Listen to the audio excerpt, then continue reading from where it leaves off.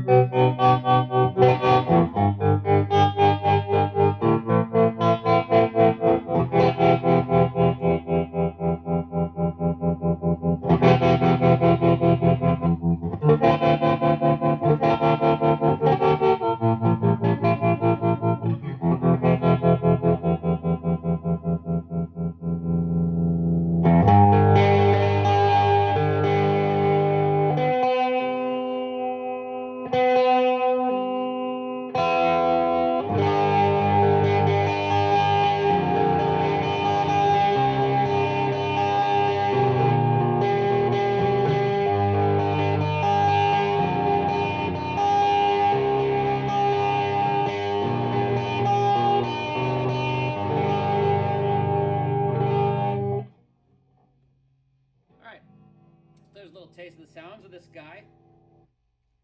Really nice playing, sounding, and look at that awesome flame on there. Just killer. Kind of a honey amber finish on these. Now, what are these Heritage Series guitars? Well, basically, Gibson was sold in around 1970 or so, 69-70, to the Norland Company, who owned it for, I don't know, up to the mid-80s. And that's when it was bought by the last owner, who recently sold it because, again, it kind of gone downhill. But they had a great run.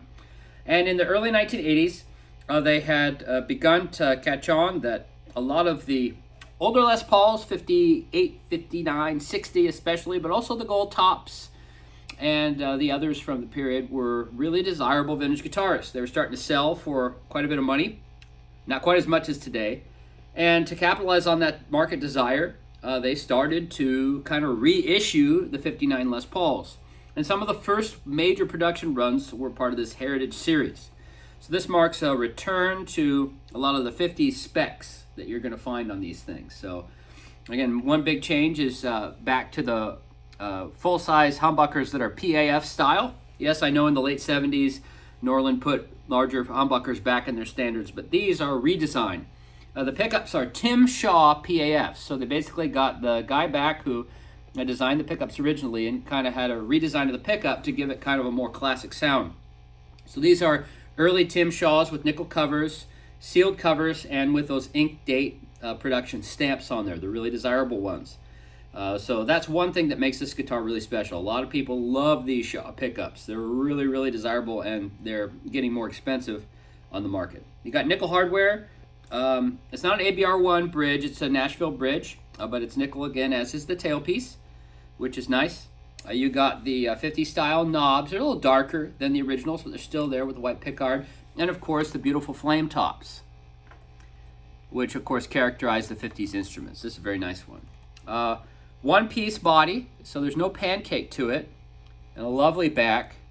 And the neck profile is much, much more like the 59 profile. I'd say it's a hair thinner, but not quite. It's definitely right there. So, Grover tuners on these, which were stock. And then, of course, if you look on the back there, you can see the Made in USA, the serial number, and then the production number of the instrument. This one's 3284. So that's a quick rundown of these. This one weighs probably about 10 pounds.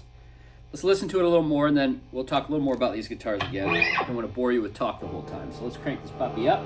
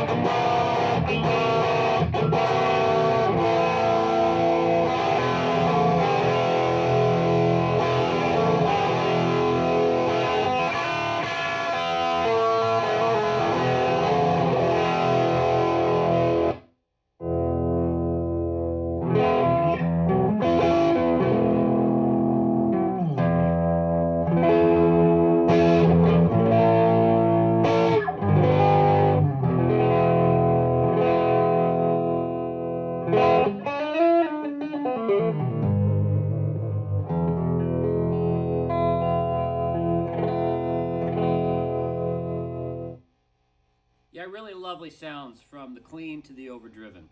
So a couple more details about this guitar. This one's in very, very fine, mostly original condition. A few small things have been done to maintain it because, you know, guitars need to be maintained over the years. One is a pro refret with correct spec wire. If you look closely, you can see how the frets go over the binding. That's how you know that this has been refretted. It was a really good job, and there's no real noticeable fretwork. Maybe just a faint like trace on the first couple frets. Also, although all the original pots come with it, one tone pot is non-functioning. So you can repair it if you want. You can leave it as is, but one tone pot has been replaced. And when they replace the tone pot, they replace the caps between the pots. The originals are here, so if you want to throw those back in there, you can if you want. But I think the caps in there basically make it more like a 59, a legit 59 style cap. So other than that, the thing is totally straight. It has the original tan case with the Gibson logo with looks like pink lining. It's an early kind of throwback to the Lifton cases. So that's definitely something that's really cool to have with the instrument as well. But please check out all the details in the listing. This is a fantastic, wonderful, beautiful, early, prehistoric, I guess, reissue Les Paul 59. It's part of the Heritage Series. It's the Standard Air 80. Thanks for checking it out.